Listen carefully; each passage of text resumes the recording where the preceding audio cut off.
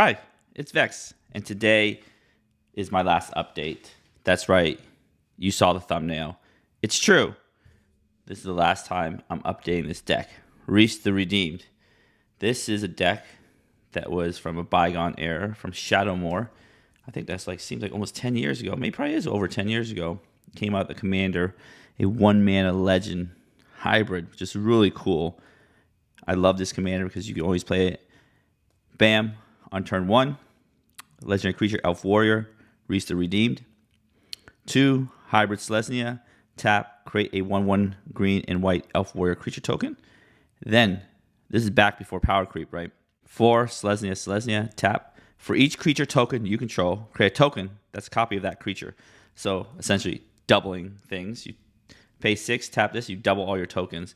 This is the original doubler before, every card on Earth now says double your stuff. I think that's really cool. And power creep.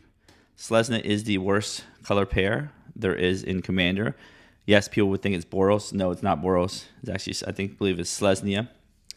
And I'm tired of chasing the constant updating cadence that Wizards wants you to do to your Commander deck. I think this deck is good. It's about tokens, of course, doubling tokens. I have the doublers here, right there, the bunch of doublers. I do have doubling season in here, right there. This is way before, these are a long time ago from a bygone era where nothing, there's a few doublers. These are the doublers, and now I'm gonna do one more update. I'm gonna replace my Planeswalker and make tokens. I know back in the day, Planeswalkers were good in Commander, right? This is one of my oldest decks here. I'm going to replace it with Mondrak, another doubler. And this is the last update of doing this deck. I feel like, I rarely play this deck, and when I do, I just want to play my Commander on turn 1, make a bunch of tokens. There's definitely much better token makers, like Chatterfang. I have a Chatterfang deck, and I like that deck much better because it's more powerful, because it's more recently created Commander. That's what they do, power creep. And then, of course, after I decided it's going to be my last update, they came out with Tripler. Of course, I was waiting for it. There's bound to be a day that there's going to be a Tripler out there. Eventually, next couple of years, maybe a Quadrupler. I think Wizards has figured out people love doubling things and loves making additional copies of things that they're going to keep pushing that power level. And I feel like Commanders I made 5 years ago, power crept out. Commanders I make, this is made 8 years ago, is completely, I can't keep up. There's no way. Paying 3 mana for 1/1 is ridiculous in today's age where you pay 5 mana for 21 ones. So this is the last update I'm doing for this deck. No, I'm not leaving YouTube. I'm doing more update videos. I was just messing around with the thumbnail. But I'm not putting this in the deck. I decided I'm not putting the Tripler 3 times token in the deck. I feel Mondrak will be the last update. The Planeswalker will go because Planeswalkers suck in Commander. I feel like instant Planeswalker hits the battlefield, everybody just wants to attack it because it's free value. That's probably why Wizards prints less Planeswalkers. They used to be the most iconic card type. People love it. Casuals love it. But once casuals realize they really, really suck in Commander, they stop loving it. Yeah. And I want to give you other examples of decks that have been completely power crept to death. I spent a long time. I have a Shram deck, all foil, mostly foil, not all foil. Some cards don't come in foil. Shram deck right here, equipment deck. And, Shram was good back in the day. Right there, another version of Shram, even Secret Lair. This is Halo foil, Shram from Martian Machine. It did a bunch of equipments. Does equipment things. Let's see if we get to them, right there. And does auras, right? Shram reads whenever you cast an aura, equipment, or vehicle spell, draw a card.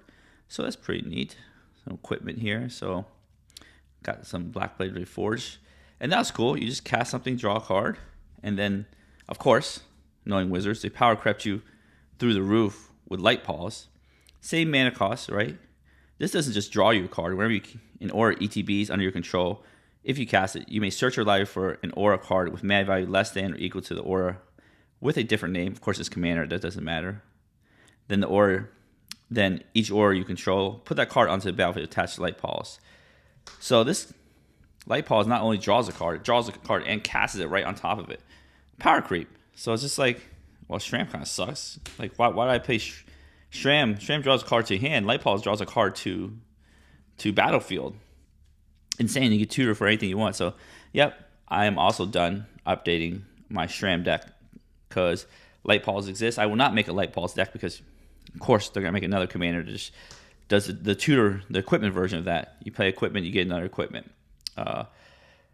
Yeah, I think, at this point, I think having, spent all this time foiling out this deck. See some foil cards here. Foil land tax looks nice too. Foil Smothering Tithe, yep, that's foil too. Foil Esper Sentinel. So you see all these cool foil cards I have. It's just really, really sad that, like you just make a deck, you spend all this time, but it's like it just can't compete. It can't compete because they just make such powerful commanders now that literally by turn 5 you just spewed like 20 mana's worth of value onto the battlefield.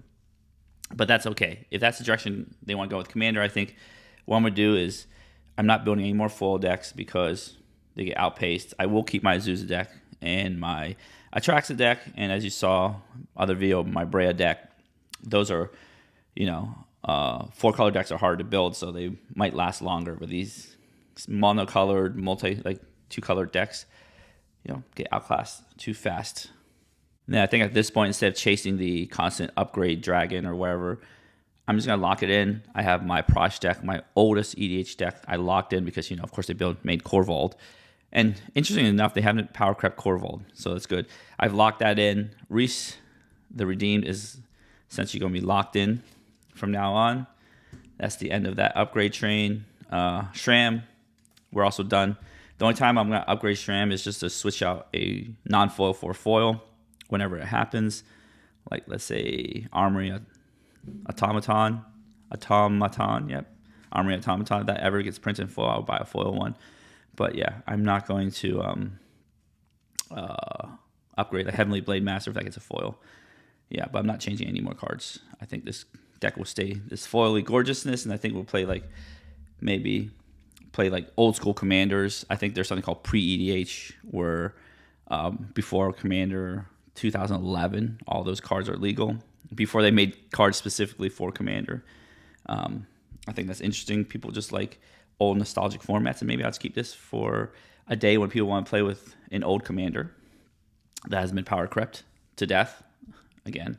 That's all I have for you today. If you enjoyed this video, give the video a thumbs up, smash subscribe button, hit notification bell to be alerted for new videos in the future. I have all my cool affiliate links in the description below. Click that button. Help support me in my journey to locking these decks in. Of course, I do like to make new decks. That's why I have my giant pile of staples. That's why I do my monthly staple video, because making new decks is fun. Interesting decks, of course. I love powerful decks. That's why I'm just done with these decks. They're not powerful enough, of course. I am a power hungry person, but I think they're fun. They're still good decks. Anyways, that's all I have for you. I hope you have a wonderful day.